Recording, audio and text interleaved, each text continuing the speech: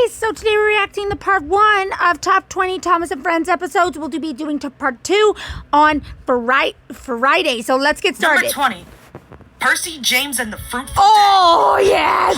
As a kid, I was obsessed with this episode. I will admit, I too love this episode, especially the fruit that landed on Percy. It looked like, it looked like a fruit shake gone wrong.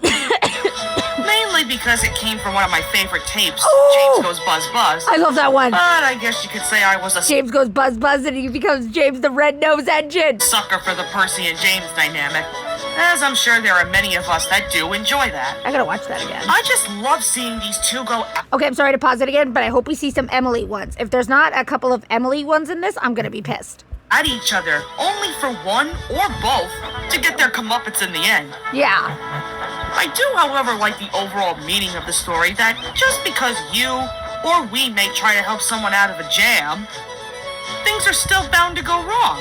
Pretty much. But you're still really useful nonetheless, as Thomas points that out in the end. Also, I really enjoyed listening to the music, particularly the harbor theme.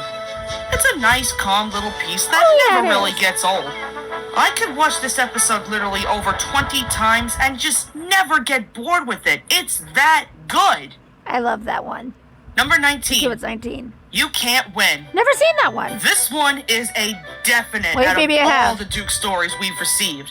I have a big amount of respect for Duke, given all that he's been through. Yeah, I love Duke. But you must be asking yourselves, why this one in particular? Yeah. Is it the way George Carlin did Duke's voice, perhaps? Or maybe was it just the beautiful shots we saw throughout the episode? Well, to tell you the honest to goodness truth, I don't have a straightforward answer. It's just a really beautiful looking episode. I'm gonna have to look at that one. Now, that's not to say that I don't care for the other Duke episodes like Grandpa for Sleeping Beauty, because I enjoy those episodes very much. Yeah, Sleeping Beauty. Being that my least favorite is Bulldog, I could really give a damn about that one. It's just that this episode alone stands out to me more. I mean, the fact that we're looking at poor Duke struggling to get his work done, Well, but yeah. he's determined more than ever to not let his friends down. You have to give him some kind of praise for that. Well, yeah. But my favorite part about this episode is definitely the end, where Stuart gets what's coming to him after teasing old Duke. A really great moral that not only he, but even Falcon could even learn from time to time. Never, ever doubt your elders. Because you never know what tricks they may still have bubbling in their boilers. True. Number 18. Okay, what's next? Thomas the Baby. Yes! This I was hoping for some CGI ones. Oh, this one's one of my favorites. episode is a true pleasure to watch. Oh, yes! I remember when season 19 was just rolling around, and this was the only episode I was extremely hyped for. Me too! It really did not disappoint. What makes this episode even more enjoyable for me is how, thinking back to when I was a kid, I used to think to myself, how cool would it be to have a baby character featured in Thomas? Oh! It's mind-blowing to know how a good portion of this episode I was able to predict with some changes here and there. Yes, I would have loved to see if maybe this could have worked out better with the models, but now I actually think it works better for the CGI. Exactly! And while I do admit that, I can see why the generic baby sounds can be a little annoying to some. It doesn't necessarily ruin the episode for me. Overall, I can't really say anything else I about gotta it watch other that than again. I I think gotta it's watch that one fantastic. again. I love the scenery, I love the music, and I especially love the character dynamic between Thomas, Annie, and Clarabelle trying to calm the baby. At least now they know what new parents go through when they have newborn children, don't they? Yeah! Number 17. That's a good one. Halloween. Yes! Oh my Finally, an Emily one! I am happy! God, this episode is just wow.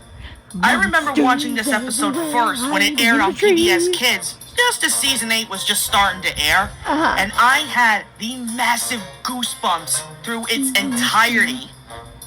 And whenever I watched my Solar Celebration DVD, I could not wait to get to this episode. Everything about it is just freaking awesome. This is actually one of the very few episodes where I can tolerate Emily's behavior.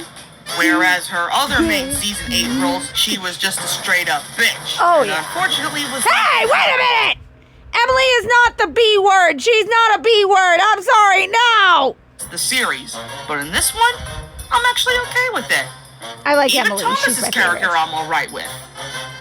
Truthfully though, I think the best part about this episode is definitely the music. Oh, yeah. I just really love how it hyped up most of the scenes, like Thomas and Emily first entering the smelters, or the whole chase scene towards the end. What, Emily? Again, I just love everything about this episode. I love the dynamic between Thomas and Emily, spooky atmosphere on the sets, and especially the bone-chilling music.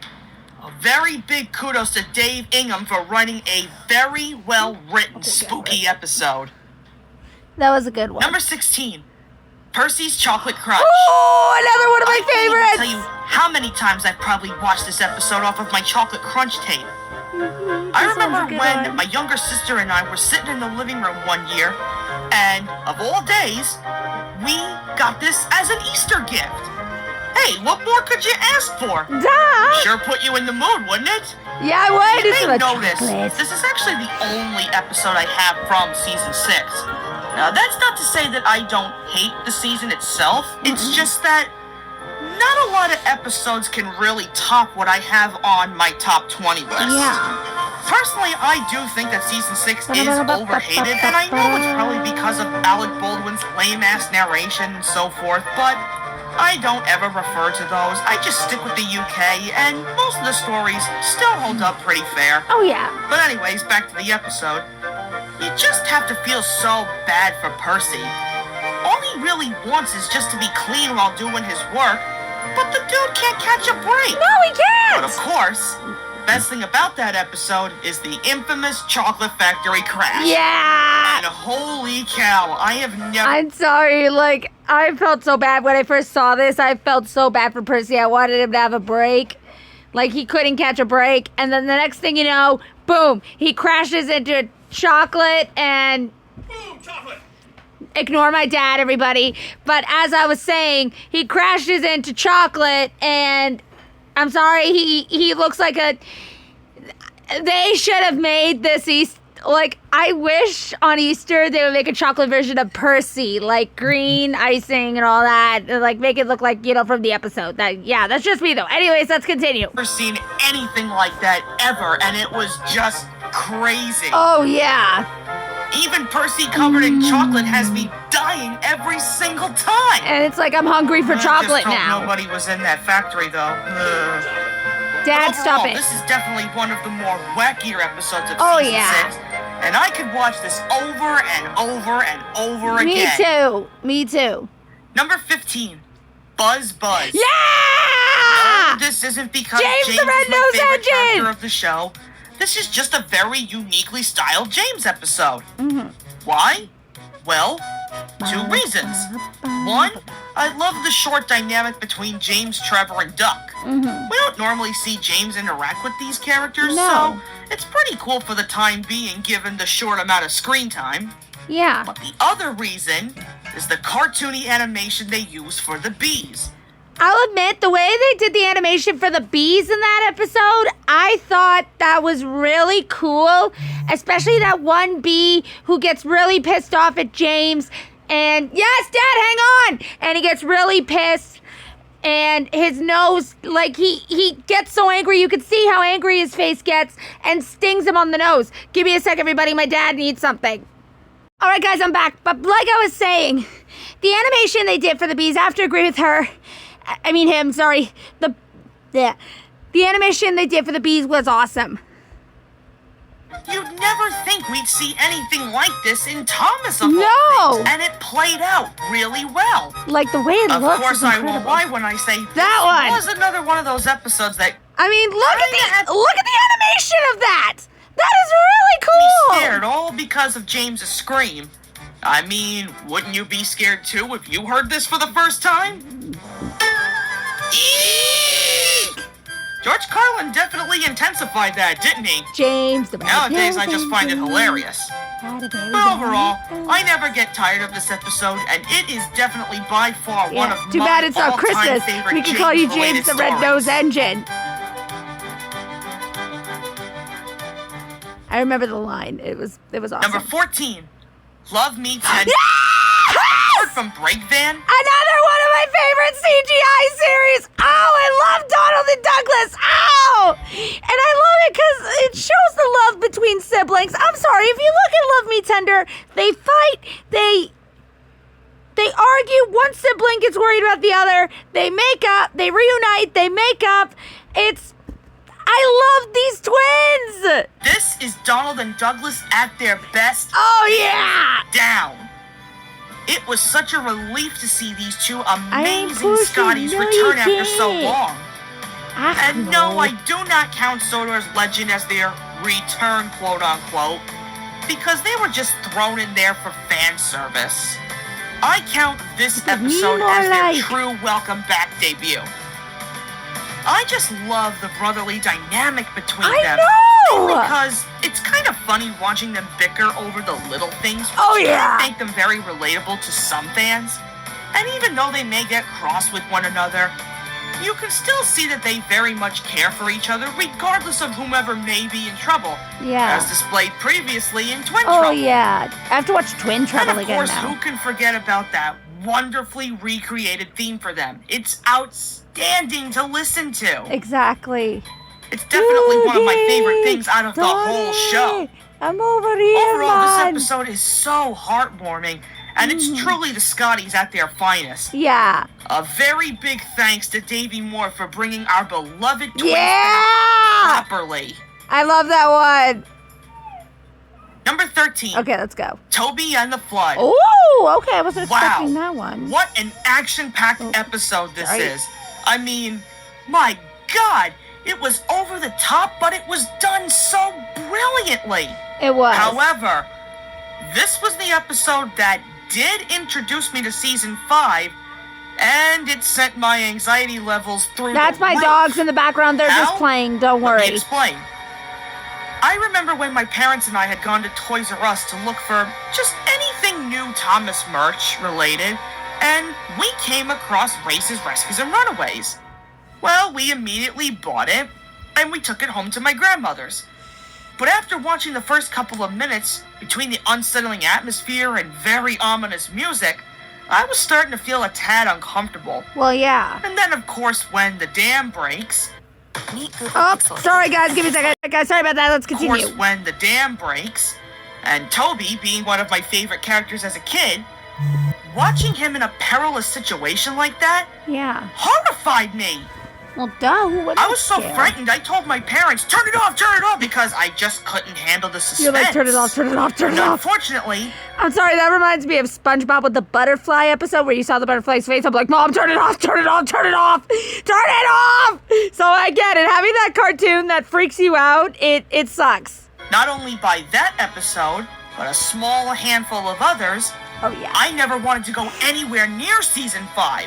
I just couldn't handle all those suspenseful moments. Well, duh. Yes, Yeah. I did miss out on quite a lot, but years down the road, I did give it another shot, and now Right. season 5 is by far one of my favorite seasons.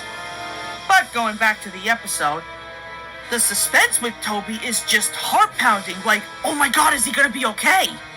And yes, I know the episode itself is unrealistic as hell, and I know some people complain that Toby just sits there. I get it. But if you overlook all of that, it definitely is a heart-stopping, suspenseful, amazingly written story that I could watch over and I would over watch this and over and over again. Me too. Number 12, Trust Thomas. Oh, that one's I another know one of some my you are probably favorites. thinking, why this of all episodes? I like It's got this. plot holes and this and that.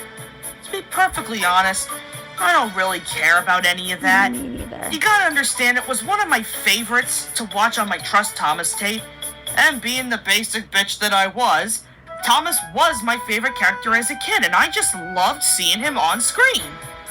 But obviously my favorite thing about the episode was the crash. That. Whether it is or isn't realistic, I don't care. I still think it's a pretty cool crash. I just remember the music. Plus that toad is hilarious. Oh, yeah.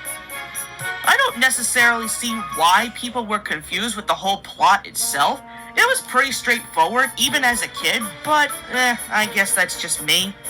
If you really don't care for this episode, that's fine, I totally understand. But for me, the nostalgia is still there, and it is still a timeless classic just for me. Oh, yeah. The toad, who was looking forward to a ride home, noisily agreed. I love that part. Number 11, Percys Promise. Oh, yeah! Was this episode Let's go! until back then? It appears on like 5 different Thomas tapes. Duh! I mean, was it really that big of a fan favorite? Yeah. Who knows? All I know is that whenever this episode came on, I was immediately excited, as it was one of my very favorite Percy-related episodes. Well, obviously. Now, I understand that this was supposed to be before Percy takes the plunge, and some people are pissed at that. But for some odd reason, to me personally, it just seems like it fits into Season 3 more. I don't see it being a Season 2 related episode. Me neither. It's sort of like the same situation with Henry and the Elephant. It just seems to fit the season it's in. Oh, yeah, whether definitely. it makes sense or not. Right. But anyway, I definitely love to listen to the storm theme as Percy takes the children home. I know, that's a good That and theme. the ominous setting makes it a little unnerving, like, oh man, are they really going to get home safely? And how the hell did that model not get damaged in the water?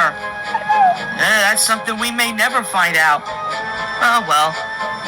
But even so, Percy never gave up, and he did prove that even in big situations like this, once again, he is a really useful engine. Oh, yeah.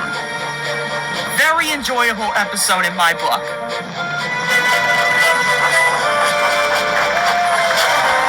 That was one of my favorites. Yay! Well, that's all for today's video, guys. Stay tuned for part 2 on Friday. This is KBear101 signing out. Adios, everybody.